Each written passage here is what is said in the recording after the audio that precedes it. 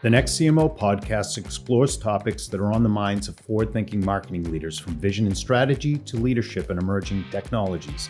The Next CMO is sponsored by Planful, a platform to build, manage, and measure your marketing plan, track all your marketing spend, and connect your budget with outcomes to measure your ROI. Check it out at planful.com/marketing. Your CFO will love you for it. I'm your host, Scott Tadaro, a 32-year marketing veteran, 7-time head of marketing, and co-author of the book, The Next CMO. Hello and welcome to another exciting episode of the Next CMO podcast. Today I am joined by Tom Klein, who is going to give us a great rundown on a bunch of best practices that I think are going to really revolutionize the way you are doing marketing today. No pressure, Tom. But Tom, I'm so excited to have him on the call today because Tom's got a great background. Not only is he the CMO right now at Matterport, but he was also the CMO at Mailchimp. And I know a lot of you probably either use the tool out there or you have somebody on your team that has, having 6 years of having to do a MarTech product and being the CMO, there's a lot of pressure. And we all know that the CMOs usually last 1 year, 9 months. So congratulations, Tom. You absolutely quadrupled that. That is fantastic. Now, the other great thing about Tom is that he hasn't just done a couple of leadership roles. We're doing this for 20 years. So we're going to get a lot of detail. We're going to get a lot of best practices, maybe a little pain as part of the discussion today. And the other great thing about Tom is he's classically trained in marketing. He's got an MBA from Wharton with a concentration in marketing, which will give hopefully some additional perspective as how he came. Now, one of the things with Tom is that Tom and I are around the same age. So we actually remember marketing before there was the internet. And so people that know marketing before the internet always have a unique perspective on the evolution. In fact, one of the questions I want to ask Tom today is the changes that he's seen over time and how it has affected him and what he's done to make those adjustments with the teams that he's been working with. Now, the first question I wanted to throw out here to Tom, because we had our initial discussion, Tom was talking about product marketing. I thought he had a lot of good insights in product marketing. And I get a little worried these days because there are a lot of CMOs that don't own product marketing. They only own like branding and lead generation and PR. You don't own it. Listen to Tom and then go get it, right? Go ask for it and pull it back into your organization. So, Tom, in your perspective and all these years that you've been working in the industry and marketing, define product marketing and what does it mean to you? And what do you think traditional marketing teams can deploy with a good, solid product marketing function? Well, I'll get right on that, Scott. Just to thank you for having me on, and it's an honor to talk to you. And I hope I live up to that initial billing there. As it relates to product marketing, I've built a couple of different product marketing teams at both Matterport and at Mailchimp. And so when I arrived there wasn't product marketing. There wasn't really product management. So, big picture, I tend to think of product marketing as essentially marketing's role in innovation, in a company. And so if you start with there's a problem or an opportunity for the business to address, or like it's usually a customer problem. Let's start with a customer problem. How do you actually get from, a problem to essentially the launch of a product, right? So everything from my customer has a problem to there's a product that shows up at the end and that the customer is using it. In my businesses, it's usually a SaaS product, so I want them to subscribe to it and keep paying me month after month. And now the way I like to think about it is that there's a sort of two big sort of steps, which are largely, okay, how do I define the product or service that's going to be offered, right? Working in tandem with the product team. And so that could be engineers and product designers. And, so in that place, marketing is sort of representing kind of the classic insight gathering role of like advocate for the customer, understanding, gathering insights, ethnographic observation, whatever it is, right? So all this sort of marketing research kind of classically. And then once you have sort of the concept in place, and the product is built or assembled or whatever the heck it is, your job as product marketing is essentially define how you're going to kind of take it to market. And so, strictly speaking, those are your P's. Like, how are we going to distribute it? What am I going to price it? How am I going to promote it? Like all those kind of classic business school things. But that is the classic. I mean, but it's the same if you're putting together a hot dog stand. So, or my usual example is donut shop. I guess for some reason I have an affinity for donut shop. So, like, what are you going to price your donuts, and how, you're going to be open on Sunday? All those different decisions about how you're going to take your product or service to market, and then ultimately launch it, right? So that product marketing process is like really kind of a handshake with product, where initially marketing is kind of probably more, sort of the second lead, if you will, focused on input from customers, and then takes over. Like, hey, we have it. Let's talk about how we actually get it out there in the market and how we make it successful. So, big picture, that's how I think about product marketing. And wow, it's a very specific skill set, and really great to have on your team. So I can't imagine being the CMO and not having a slate of product marketers to help run the show. Yeah, me neither. I don't know why any marketer would take a job that didn't involve product marketing. And I think a couple of things you brought up that are really important here. The first thing is that it is kind of the innovation arm of the marketing team. When you're thinking about, and you brought this up, you brought up the messaging, you brought up the positioning, you brought up pricing, packaging. These are all things that should be owned in the product marketing team. And even if you do have a product marketing team and, they're doing, messaging work, they should own those other pieces. Remember, pricing and packaging are a marketing function, and the product marketing team should also be involved in how it gets distributed, right? You should be working with the sales team to figure out what other channels you should be using to distribute the product. That's excellent. I hope everybody takes that to heart, and they really start to come up with some sort of practice inside their marketing organization for product marketing if you don't already have it. Now, I promised that I would ask a question. It's the old guy question, right? And so you've been around a long time. You've seen a lot of evolution. Marketing has been changing over time. What do you think have been the most significant pivot points that you've seen? Yeah, I was one of those weirdos in the old world when I worked at Nabisco in the cookie and cracker business. That was in the early 90s. So before the internet existed, but the browser wasn't out, so not many people were on it. And so I was fascinated with the intersection of marketing and technology. And so that intersection went from being kind of a novelty or like a nothing to, like in many ways, technology and software just sort of swallowed marketing in its entirety.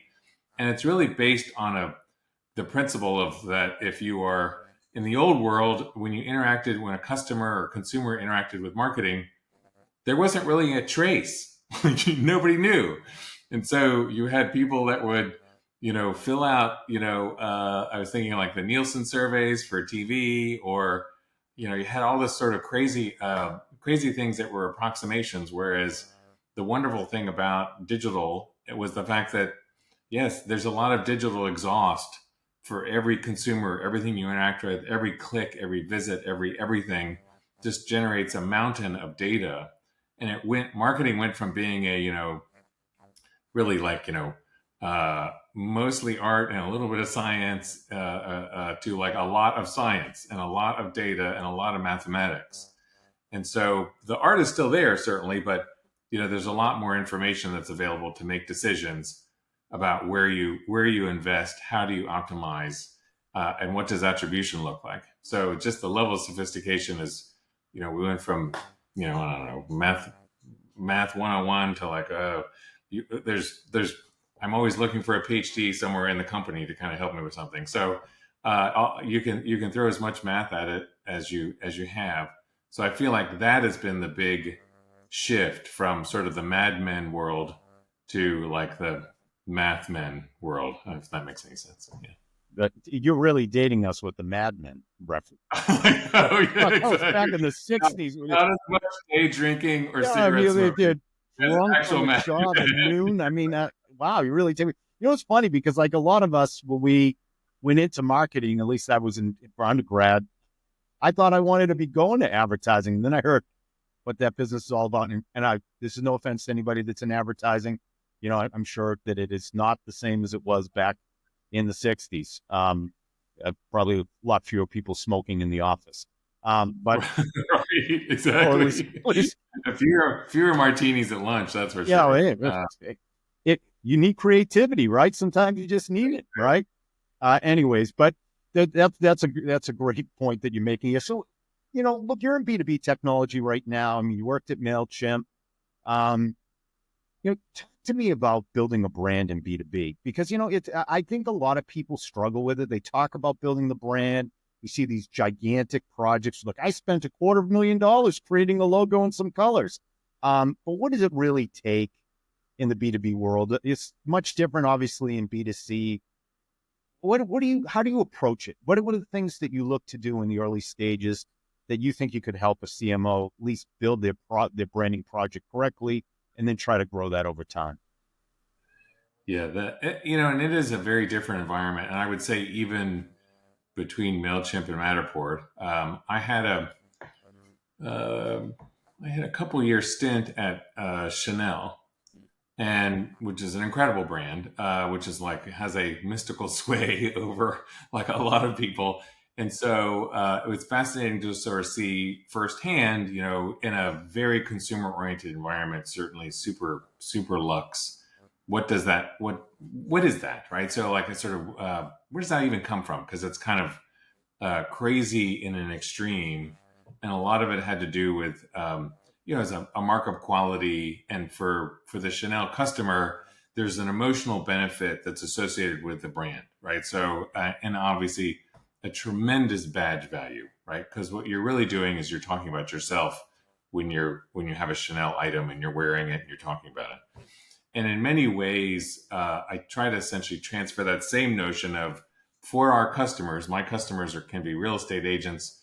They might be a project manager on a construction project, but you know, there's emotional benefits there, right? And so even if you work on, say, a construction project for the airport, you might have dreams of like, you know, incredibly cool construction projects that are maybe a little more glamorous than the airport, and you associate with, you know, other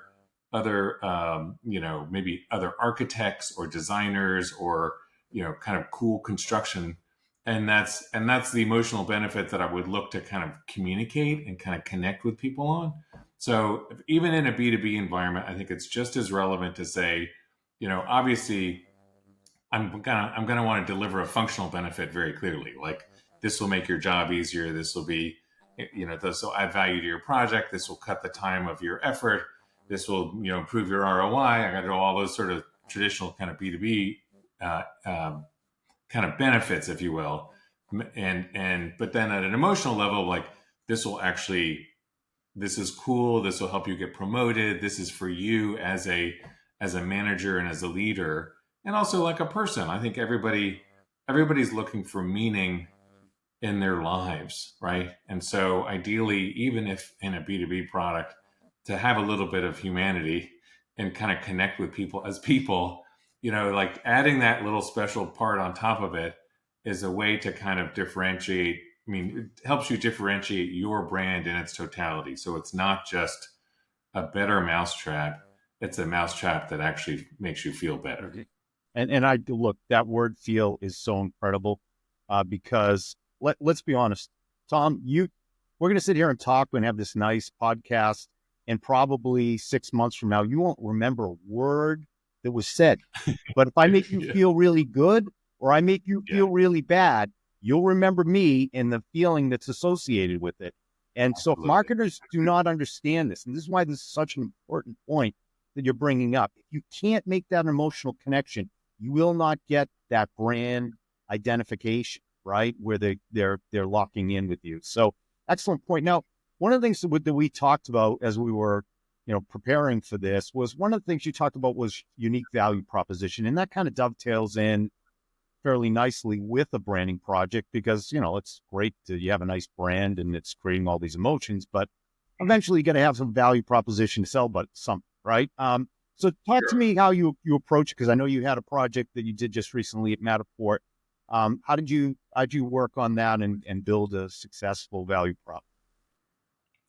Yeah, so I actually I did write a book that includes the chapter on this. The my old business colleague refers to it as the undiscovered classic, And but essentially developing a value proposition or brand architecture. And like right, I have my sort of pet approach to it, which is largely in many ways kind of we just finished an election cycle.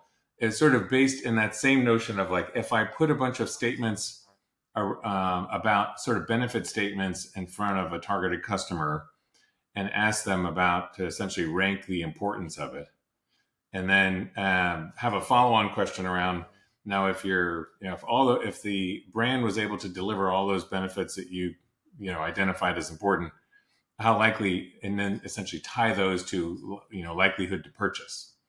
And so it's a little bit of a statistical trick of being able to say, there's some things that people say that are important, but then there's some things that really are important. And you're trying to kind of pull all these benefit statements apart, because I think that's a challenge as marketers, is we're like, well, I could say almost anything. Like I have all these things I could talk about. And how do I make a distinction between the ones that are sort of like, I have to say just to not get dinged because they're not there, but I want to figure out the ones that are really highly differentiating and the ones that are motivating to say like, okay, I'm ready to part with money, for your product and your brand because you said that, or at least to give you consideration. And so that's sort of like the method. Hopefully that makes sense to people, but getting out in front of customers largely is the way to do it, because I would propose sitting with your colleagues is not the way to do it. That's probably, I'd like to start probably with sort of a qualitative session, because sometimes it's helpful to just say, dream up benefits with existing customers in either in a qualitative setting, and then use that for quant if you're depends on the appetite and like what your budget is and all that other stuff. So, but in general, just putting enough, trying to figure out the difference between which things do they say might be important and which things really get them to, increase the likelihood to purchase, and then craft a statement, basically a value proposition that's layered with, emotional benefits and functional benefits. And then that's what you use to kind of as the core to figure out what do I communicate across all of my touch points. but this is really important because honestly, I think what ends up happening a lot of times when people go about building a value proposition, building out their messaging, or they start with a positioning statement, at the end of the day, they really kind of start in the middle of the process. One of the things that you and I discussed was around marketing getting involved in product. Now, you brought up the 4 Ps of marketing, and I think marketing on the B2B side has really lost its credibility with the product team. We have engineers and product managers that are making decisions. I would argue that the product manager should report into marketing too. That way you're getting that perspective.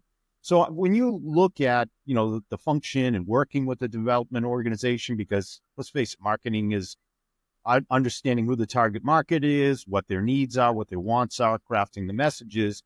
You're doing the competitive analysis, how do you work with the development team to make sure that they're doing the right things to make sure that your business is sustainable over time? Yeah, that's so key, right? And the way we're currently structured is really, you know, like a pod.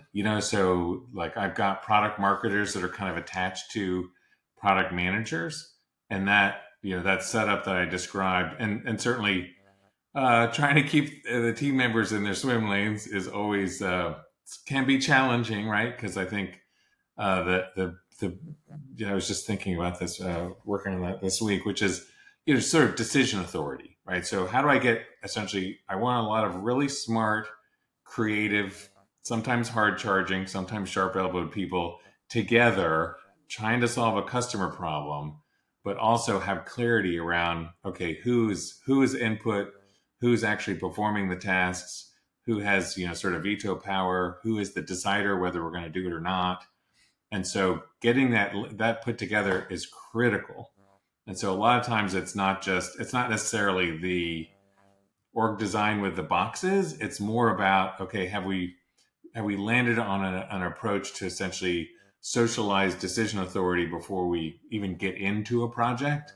And that has been consistent pretty much everywhere. Like having who has the D. There's a bunch of stuff out there that's sort of helpful. I think there's a Bain article about that is helpful for clarifying that, because otherwise it can be, it's very easy to face a lot of resistance, and is worth the homework up front to clarify who's making what decision. And that's one of the keys, I would say. Oh, I completely agree with that.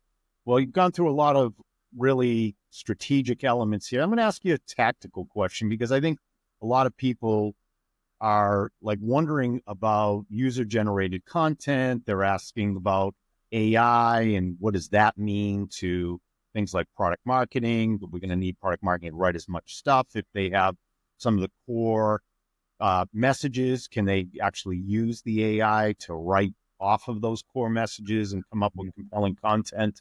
So, those are two things. I'm sure you could riff on this for a while, so I'm just going to let you run with it.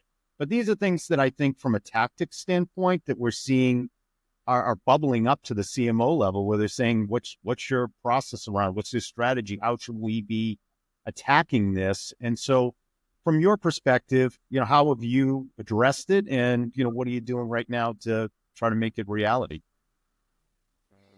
Yeah, I feel this question a lot from my CEO, right? So just okay, so why do I have to pay for this or that? Are we not, everyone is sort of fuzzy on what is doable. Why can't I have a $500,000 commercial with a prompt into a chatbot? I'm not quite there. We're all excited about it. So, big picture as it relates to user-generated content for actually both of those categories, given the nature of the business that we're in, and that I have a range, I have a SaaS product. I have over 1 billion, visitors every year to Matterport. I'm probably most, if I go back to that first question about product marketing, that's really where I'm trying to think about, okay, what am I doing really for my customer? Because honestly, my marketing team isn't that large. So I'm looking for all the leverage, but if I can do great things for those billion visitors and all my customers, that's a lot more leverage, right? And sometimes it's, so for example, user-generated content, when people create a Matterport, we created a product. It's like user-generated home for Matterports. If you go to matterport.com/discover, when you sort of like YouTube, every time you create a YouTube, there's you find it on YouTube. And so creating a place where sharing just happens automatically, and it's a value, and you can find things. And if you said, I want a Matterport of, Versailles, okay, go to this place and type in Versailles, and that's how you find it. So, and of course, that's helpful to the brand and to Matterport, because when people do that, I have pretty good SEO with all those visitors and all that stuff, right? So the work that I'm doing behind the scenes is working with my SEO agency and the product team to make sure that that's all coordinated. Same goes for addresses and all sorts of things like that. So if you're able to make your product itself generate content, that's really kind of a big winner, because search still matters. And then as it relates to AI, we have a lot of AI things that are getting built into the product, again, because it's helpful to customers, right? And it sort of speeds them along their way, adds value, and there's a big functional benefit. And there's, as you would imagine, there's an expectation from customers that's important.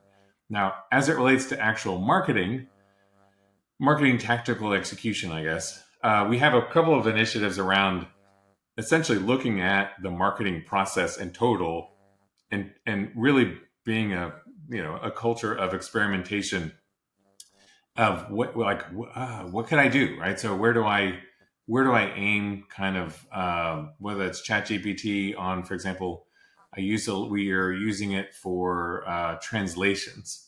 So a bunch of things that are, for $20 a month, my person, and I only have one person and one marketeer in Japan, he can do a lot, as opposed to a $150,000 SaaS product. So there are things that we can do to sort of, enable individuals just with the LLMs and the chat kind of capabilities. And then beyond that, we are looking at sort of every different kind of creative element. Sometimes it's just getting people started because it's hard to start with a blank page, or reviewing, editing, essentially anywhere sort of in the creative process, want to use it as just as an assistant to kind of get things moving. I certainly don't see it as I don't want things to run through AI without a human looking at it, because that's we're just not there, right? That's a bit of a recipe for disaster. I think beyond that, I was thinking of another AI thing that's going on. I'm particularly interested, from a media perspective and an investment perspective, I'm interested in the nirvana of saying, how do I close my loop? So if I'm making all these different marketing investments in maybe in Meta and on Google, and I'm buying ads in all these places, and I have the analytics is challenging, right? Because it might show up as a click in an email, it might show up as a visit to my site or a form fill or all these different things. I'm trying to, I'm most interested in feeding all of that into an LLM and having, better, easier, faster answers about which marketing investments are working and which ones are not. And so that is the thing that I'm probably most excited about, and I've got the team most focused on, as opposed to, I'm not, whatever. As if it comes to making a video ad, it just doesn't. It's not quite not weird yet to kind of do a prompt and say, "Can you make a video ad?" It's just, whatever. We're not there yet. But if it would help with analytics, that would go a long way. Yeah, it's interesting that in my class last night, because I teach a marketing class to MBA students. So I said, I want you to create a TikTok ad. And they all went straight to AI and literally created the TikTok ad from AI. They were all terrible. So it works. They created an ad. It was the right length. But I mean, I wouldn't show that to anyone. If we're going to do that in the real world, I mean, if you want to cut corners, it's there for you. I think the technology is coming. I think it works, but I think for real value, I think it's still probably 4 to 5 years away from really. Yes. My creative director has a thing, because he's like, okay, I can't remember what he refers to it, but basically create your own crappy version, because then at least he can see what you mean. And in some ways it's a good, as opposed to just in addition to your sort of the classic brief, right, for creative, go ahead and feed all that into, create your crummy TikTok ad. So at least I see sort of where you're going, and it's helpful for him, right? When he says, okay, now I know, I have an idea, right? So it can be helpful that way too. Yeah, without a doubt. All right, well, this brings us to the final question, which is, if you had one piece of advice to give either CMOs or people aspiring to become CMOs, what is the best piece of advice you could give them? I usually have two pieces. That's fine. For my you team. Got two. You could go for it.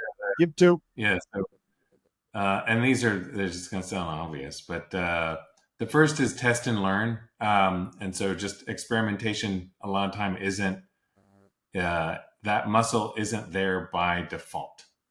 And so testing and learning and creating that sort of environment is not only good for you as marketing or as a CMO, but also it's liberating creatively for the team. And so if you're able to say, hey, I'm going to, like the testing, you want people to feel like they can be creative and be different. And a lot of times the weird version of a thing might win.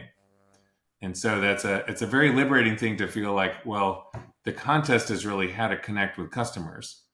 And so, but if you don't make enough of a try, you risk being boring or repetitive. So the test and learn is really more about liberating people, and not just marketing, like your creative team, letting them be as creative as possible, because that increases the likelihood you're actually going to connect with your customer. So that was number one. And the other one is really more for people that are doing the marketing, is really, put your heart into it, right? Because if it's not there, it's kind of obvious, right? So like, put yourself, and that is also a little bit of like, as a brand, and when you're communicating, there's another person on the other side of this who is receiving the communication. So being real, being funny, being different, those are all great things. And it's a way, and just because you're a B2B brand doesn't mean you have to be boring or forgettable, right? So those are my two biggies. So I want to key on this. I'm going to actually talk about both of them, but this last one you brought up, and I want this to be a throw out not only to the CMOs. I tend to find that they're usually pretty passionate about their work, but you have got to get the people on your team passionate about the work that they're doing. And if you get them passionate, then it's going to be less work for you. If people are just doing checkbox marketing and there are too many teams out there that have half their staff is just tell me what to do and I'll get it done by the end of the day. They don't care as long as the check is done. I got it out the door. They're not really thinking about the buyer. They're not really thinking about the message. They're not really thinking about the impact. Can't tell you how many times people send me emails like, hey, will you proof this email and approve it? Like, where's the subject line? And like, you didn't start with the subject line. You wrote it. Exactly. And then to open it, right? I mean, it's like one of those things. Like, be cognizant of who that audience is and what is it going to take for them to open it up. And to your point, be creative, right? That's the great thing about marketing. You made the point, and I agree 100% that we're getting more scientific with marketing than we've ever been. You need to be measuring all your metrics. You need to be measuring your ROI right now. You can't just wing it anymore. But when you get those answers, that gives you the freedom to start to experiment with things that are more creative. It's like it literally feeds itself, right? And so be thinking that way. It's not one or the other, it's both. One feeds the other. And the other thing that I want to bring up, and you mentioned testing. Do you do a lot of A/B testing? Do you like A/B testing?